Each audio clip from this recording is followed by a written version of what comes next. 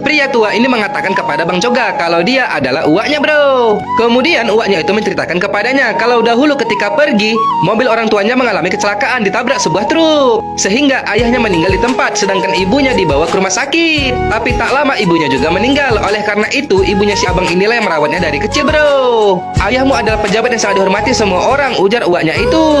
Tapi di sisi lain ada seorang penjahat yang bernama Ganggaredi. Mereka sangat kejam. Suatu hari seorang gadis telah diperkosa oleh anak buahnya si Ganggaredi ini, bro. Setelah puas, 3 pria bejat itu meninggalkan gadis itu begitu saja di semak-semak. Dan 2 hari kemudian, ayah Bang Coga mendatangi gadis itu yang sudah sangat trauma. Dia akan membantunya, ujarnya, bro. Lalu dia membawa gadis itu untuk memperlihatkan sesuatu. Ternyata para pemerkosa itu telah dihabisi olehnya. Ayahmu pun berpikir, kata uaknya lagi, bro. Untuk bisa mengubah penjahat itu jadi baik, dia menikahkannya dengan anakku. Karena perbuatannya sangat mengerikan, anak-anak kecil banyak yang dipaksanya bekerja di tambangnya. Dan suatu hari dia mendatangi penjahat itu yang sudah menjadi menantunya. Dengan lembut, ayah Bang Coga ini berusaha mengajak penjahat itu untuk menghentikan semua perbuatannya, bro. Namun ternyata penjahat ini sama sekali tidak mendengarkannya. Dan tak lama setelah itu terjadilah kecelakaan yang menimpa kedua orang tuamu. Mendengarnya, Bang Coga ini pun mengatakan, sebelum aku mengetahui itu kecelakaan atau bukan, aku tak akan pergi dari sini. Waknya ini pun sangat terkejut, bro, mendengarkan pernyataan si babang ganteng itu. Setelah itu si abang mengkremasi jenazah ayahnya dan ternyata si penjahat juga ada di sana, bro. Bahkan orang-orang, para polisi dan pejabat pun berkumpul untuk menyaksikan acara itu. Sebab ayah Bang Coga adalah seorang MLA yang sangat dicintai dan dihormati semua orang. Setelah selesai melakukannya, Bang Coga ini pun akan dibawa pulang ke rumahnya, bro. Sedangkan si Ganggaredi ini beserta anak buahnya, mereka hanya terdiam saja melihatnya. Sepertinya mereka tak suka dengan kehadiran Bang Coga. Tak lama si abang pun sampai di rumahnya.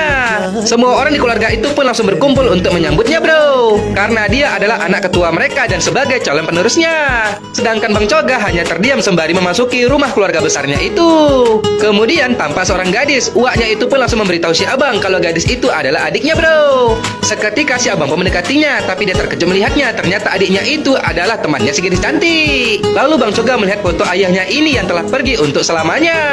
Waduh, nggak bisa ketawa nih, bro, karena lagi momen sedih. Hahaha, kocak kawan. Tak lama Bang Coga dan temannya disambut oleh bibinya. Mereka disajikan makanan-makanan yang sangat banyak. Dan tiba-tiba pembantunya datang memberitahu kalau adik si abang mengurung diri di kamar. Bahkan dari semalam dia belum makan. Mendengarnya, Bang Coga pun jadi tersentuh, bro, karena adiknya ini sangat bersedih atas kepergian ayah mereka.